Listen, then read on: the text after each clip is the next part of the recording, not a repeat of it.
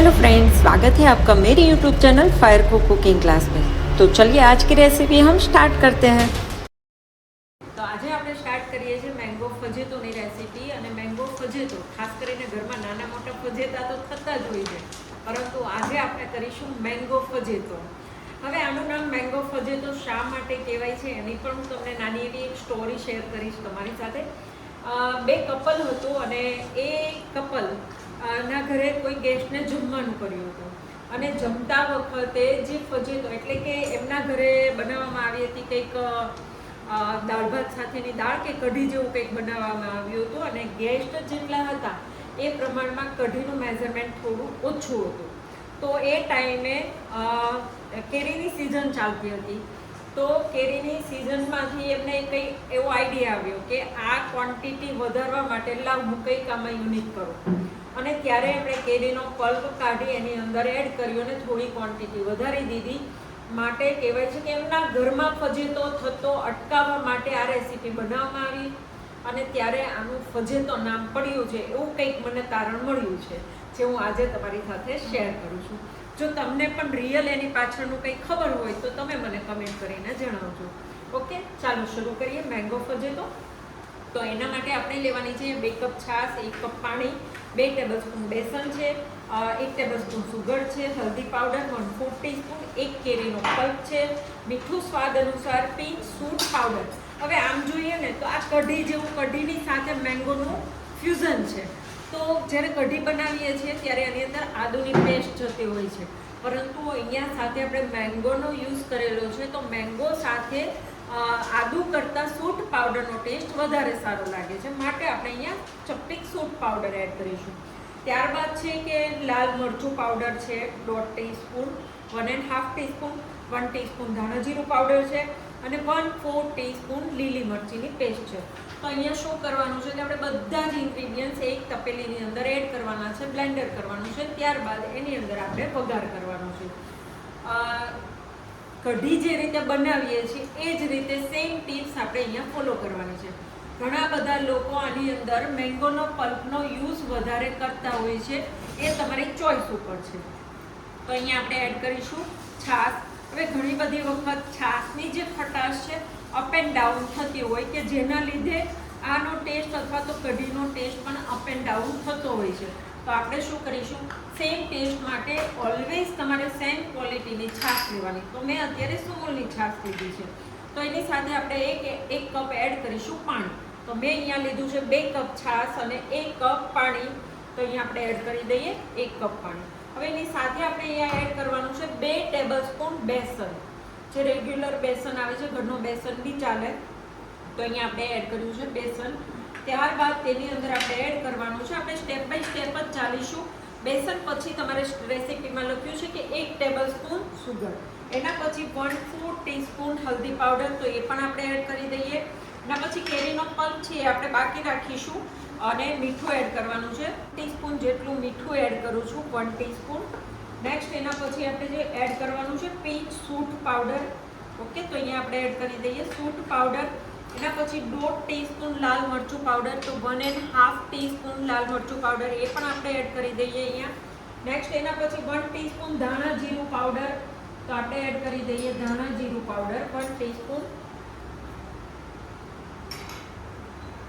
1 teaspoon ધાણા જીરું powder. અને લીલી મરચીની પેસ્ટ, તો એપ્રોક્સ મેં અહીંયા 1 મરચીની પેસ્ટ લીધી છે। હવે શું કરવાનું છે, તેને આપણે બ્લેન્ડર કરી લઈશું। એક આપણો બાકી છે કેરીનો પલ્પ બાકી છે, એ પણ એડ કરી દઈએ। ઓકે, મેં અહીંયા 2 કેરીનો પલ્પ લીધો છે, આપણે એડ કરીશું 1 કેરીનો પલ્પ। છે ને આ હાફ કપ જેટલું છે હું એડ કરી દઉં છું। કેરી થોડી નાની હતી એટલે 2 કેરીનો પલ્પ કર્યો છે અને કપ પ્રમાણે જોઈએ તો હાફ કપ જેટલો પલ્પ મેં અહીંયા એડ કર્યો। બાકી કેરીનો પલ્પ આપણે અહીંયા એડ કરવાનો છે અને હવે આને બ્લેન્ડર કરી લેવાનું છે। अगर आपको मेरी ये वीडियो अच्छा लगा है तो प्लीज़ अपने नियर डियर फ्रेंड को शेयर करो और मेरे चैनल को लाइक एंड सब्सक्राइब करना बिल्कुल मत भूलना। और हाँ, सबसे पहले नोटिफिकेशन के लिए बेल आइकन क्लिक करना बिल्कुल मत भूलना। બ્લેન્ડર કરી લીધું છે। ખાસ ધ્યાન રાખવાનું છે કે અહીંયા ચણાના લોટના લમ્સ રહેવા જોઈએ નહીં, એકદમ સરસથી બ્લેન્ડ થઈ જવા જોઈએ. અને જો મોટી ક્વોન્ટિટીમાં કરતા હોય તો થોડા એવા વાસણની અંદર તમે ચણાના લોટને મેલ્ટ કરી અને પછી એની અંદર તમે એડ કરી શકો છો. બીજી એક વાતનું ધ્યાન રાખવાનું છે કે જ્યારે પણ તમે એડ કરો છો ઠંડી છાશ અથવા તો ઠંડા પાણીની અંદર જ તમારે બેસન એડ કરવાનો છે, ગરમ પાણીની અંદર એડ કરવાનો નથી. જો તમે ગરમ છાશ પાણીની અંદર એડ કરશો તો તરત જ એના લમ્સ એટલે કે ગઠ્ઠા થઈ જશે. ઓકે, હવે શું કરવાનું છે, હવે આને આપણે થોડી વાર માટે ગરમ થવા દઈશું અને ગરમ થાય ત્યારબાદ આના ઉપરથી આપણે એક વઘાર એડ કરવાનો છે. નોર્મલ ગરમ થાય એના પછી આપણે વઘાર એડ કરી દઈએ અને સાઈડ પર રાખી દઈએ. અને જ્યારે પણ આ ગરમ થતું હોય છે ત્યારે અહીંયા એક વાતનું ધ્યાન રાખવાનું છે કે શરૂઆતની 2-4 મિનિટ માટે આપણે આને કન્ટિન્યુ સ્ટર કરવાનું. શા માટે?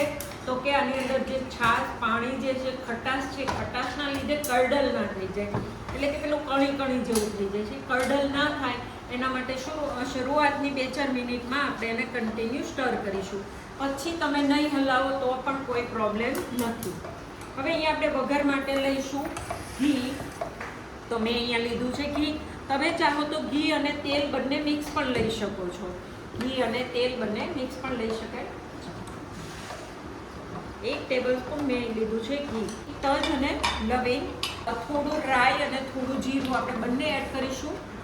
ખાલી તમે જીરું પણ એડ કરી શકો. તમને જો રાઈનો ટેસ્ટ પસંદ નથી તો કઢીમાં મોસ્ટલી ઘણા બધા લોકો જીરું ફક્ત જીરું એડ કરતા હોય છે, તો તમે ખાલી જીરાનો એડ પણ યુઝ પણ કરી શકો છો. તજ અને લવિંગ એડ કર્યા પછી આપણે એડ કરવાનું છે અહીંયા જીરું. 1 પિંચ જેટલી હું રાઈ એડ કરું છું, 1 પિંચ જેટલી. તેલ ગરમ થઈ ગયું છે ત્યારબાદ આપણે અહીંયા એડ કરીશું જીરું, હિંગ, સૂકું લાલ મરચું, લીમડાના પાન. ગેસની ફ્લેમને કરી દઈશું બંધ. અને થોડા હું અહીંયા એડ કરું છું લીલા ધાણા. અને ત્યારબાદ જ્યારે પણ વઘાર એડ કરીએ છીએ ઉપરથી આપણે એક પ્લેટ રાખીશું અને પ્લેટને ઢાંકી દઈશું. પ્લેટ ઢાંકવાના 2 રીઝન છે. એક તો આપણે કિચન ગંદુ ના થાય અને બીજું એની અંદર જે સ્મોક બેઠો છે એ બહાર ના ઉડી જાય, એની સુગંધ એકદમ સારી રીતે અંદર બેસે. એવું છે લીમડાના પાન. લીમડાના પાન વગર કઢીનો ટેસ્ટ બિલકુલ આવશે નહીં. તો લીમડાના પાન અગર જો તમને નથી પસંદ તો તમે એડ કરીને સાઈડમાં કાઢી શકો છો, પણ લીમડાના પાનની સુગંધનો રોલ કઢીની અંદર બહુ જ સારો છે. એના વગર કઢીનો ટેસ્ટ બિલકુલ પણ આવશે નહીં. તો એકદમ સરસ મીડિયમ થીક થાય ત્યાં સુધી આપણે એને કૂક થવા દઈશું અને ત્યારબાદ આને આપણે રાઈસ સાથે સર્વ કરીશું. ઓકે,